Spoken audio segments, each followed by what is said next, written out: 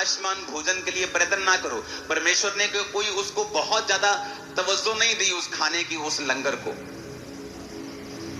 परमेश्वर ने कहा आत्मा की ओर ध्यान दो, आत्मा तुमसे क्या कहता है। लंगर खाया, ठीक है, शरीर को ताकत मिली, परमेश्वर का गुण गाओ और आत्मा की बातों की ओर ध्यान दो। लाखों मील्स हैं जो चर्च हर महीने फ्री लोगों को देती है, लाखों के हिसाब से, हजारों नहीं है। आपको मालूम है चैरिटी चलती है, घर बनाए जाते हैं, विडोज को राशन होता है, फीस लोगों की पे होती है, मेडिकल एक्सपेंस लोगों के पे होते हैं। बट ये छोटा हिस्सा है, चाहे ये बड़े लेवल पे की जा रही है, लेकिन बड़ा हिस्सा है किसी की रूह को बचाना। आप किसी के शरीर को ब्लेस करते हैं, कितनी देर तक, इस दुनिया में जब तक है तब तक ही उसका असर है, लेकिन ऊपर का जो लाइफ है, ऊपर की जो जिंदगी है, वो कहीं अधिक लंबी, लाखों करोड़ों साल लिखा, अनंत जीवन तक तू इसका फल भोगेगा, या तो अनंत जीवन तक तू ऊपर जाके शर्मिंदा रहेगा क्योंकि तूने परमेश्वर का काम नहीं किया और तू परमेश्वर के नाम में सेव नहीं हुआ, या तू अनंत जीवन तक परमेश्वर के राज्य में आनंद को भोगेगा।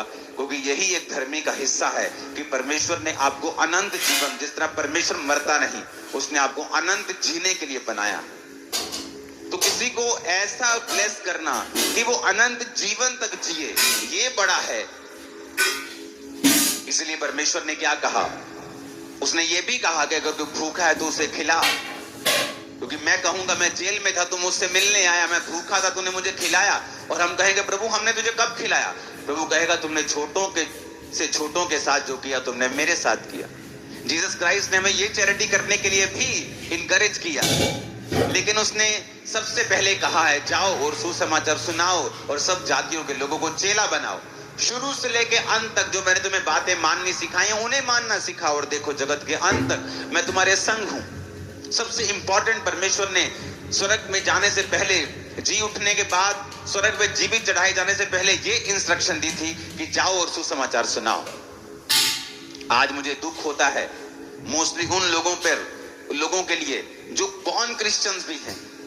आप उनसे जाकर मिलें और बात करें और पूछें उनसे कि इस हफ्ते कितने लोगों को आपने जीसस क्राइस्ट के बारे में बताया है। बोलेंगे अच्छा, ये तो मैंने कभी सोचा ही नहीं था।